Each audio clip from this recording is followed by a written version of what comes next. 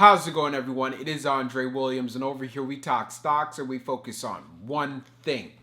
Always protect your profits. And you know what time it is. It is time for the joke of the day. If you're new to this channel, we do this 5 days out of the week. Maybe you had maybe you had a stressful day, or maybe it was the market conditions where you came to watch this video, plus hear one of my corny jokes. Here it comes. Why did the invisible man turn down the job offer? He couldn't see himself doing it.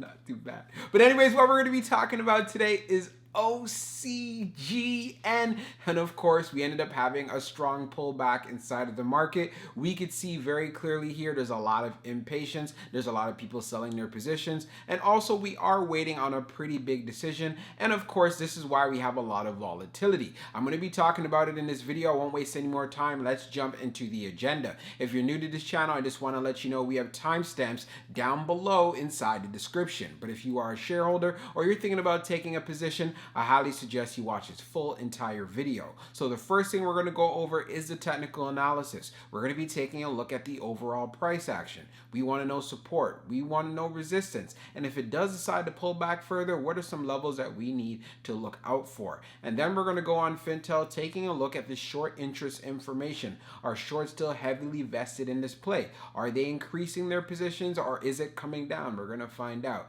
And then we're going to take a look at the order flow distribution. While the stock was pulling back today, how much selling was going down on the retail side? What was it looking like amongst institutions? We're going to see all of that. And then when all of that is done, we'll go into the final thoughts and as well as some more details. So let's get to it. So we're going to do a technical analysis for OCGN. Let's see how it performed on the day.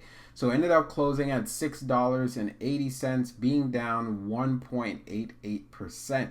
On the low, it tested $6.79, and then on the high, testing $7.01. When we take a look at the volume stats on the day, you can see we traded at 7.596 million shares, and the average volume over 10 trading days being at 12.33 million shares. So one thing that we could see right away, we did have below average volume on the day, and of course we were met with a good amount of selling pressure. When we take a look at our chart, which is a 1-year daily chart, you can see from the RSI down below, we're right around 44.04.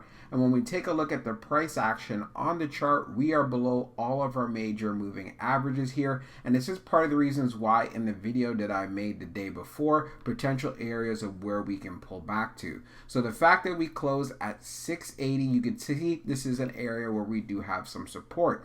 If we do decide to pull back even further, then the next level you're going to want to keep an eye on will be right here around 660. If we pull back further from 660, then of course the next level will be right here around $6.39. And of course, if we do decide to pull back even more, I'm going to be expecting for us to hold up at least $6.16. As far as for the bullish case scenario is, I know many of you are saying, hey, you're telling us what it can look like on a pullback. What is it looking like if it's bullish? So you're going to want to see it come back to reclaim the 21-day EMA at $7.24. But one thing to keep in mind, $7 has now become a psychological area for OCGN. So there is resistance here. When it makes that move to 7, it tends to get hit with a lot of selling pressure. So that's just one thing that you want to keep in mind. Of course, we have to wait as far as for the update from WHO sometime next week. So for the meantime, all this volatility, I have no concerns with whatsoever. So we're on Fintel. We're going to take a look at the short interest information for OCGN.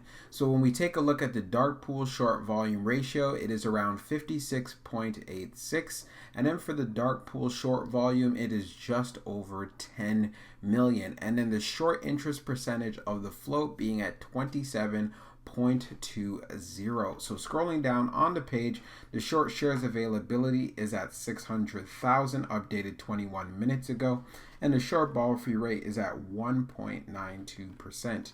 When we take a look at the history of the short volume ratio, we can see clearly here for October the 4th close, it was at 61.29, and then for the October the 5th close being at 56.86. So we are seeing a decrease there, and I'm assuming due to the fact we have been seeing a pullback in OCGN stock, shorts are covering their positions, and the further they can pull this back, the better, because we you know, when that news does come out sometime next week, we can see some strong moves to the upside, and I know these shorts don't want to be caught on the wrong end of it. Now let's take a look at the order flow distribution for OCGN.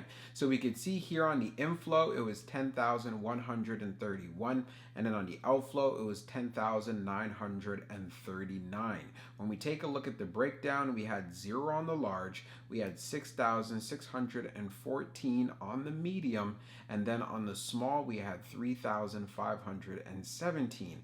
When we take a look at the outflow side on the large, we had 849, and then on the medium, we have 7,317, and then on the small, we have 2,774. So overall, it ended up being an outflow day, but again, we did not have a lot of volume whatsoever. These numbers are not broken down in millions USD, so that's something to keep in mind. When we take a look at the large scale orders in the last 5 days, you can see for October the 6th being an outflow, having it at 849.1.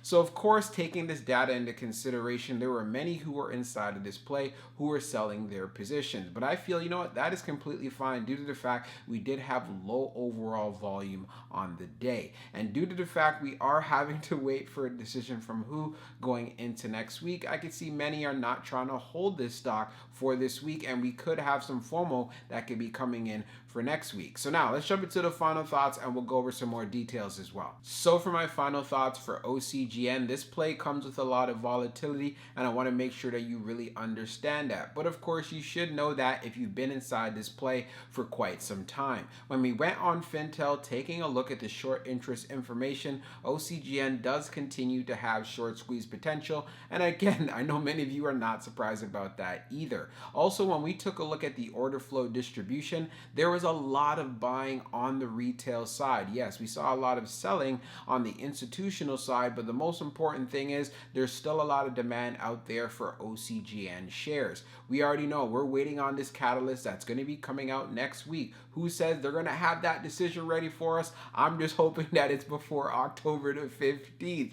You guys already know I have a couple call contracts left behind that I bought when the stock pulled back. So hey, I'm trying to see this thing get done before the 15th. All right, so if you're watching this video, make sure you get back to us before October the 15th. But besides all of that, as far as how the rest of this week actually progresses, if it does decide to pull back further, I really don't mind that, because again, I know many are going to see this and be like, hey, this is a good opportunity. I've done my homework, I've done my due diligence, I know what the potential upside in this play, it looks interesting. So let's see how it performs for the rest of this week. Hope you guys enjoyed this video, and we'll be talking real soon.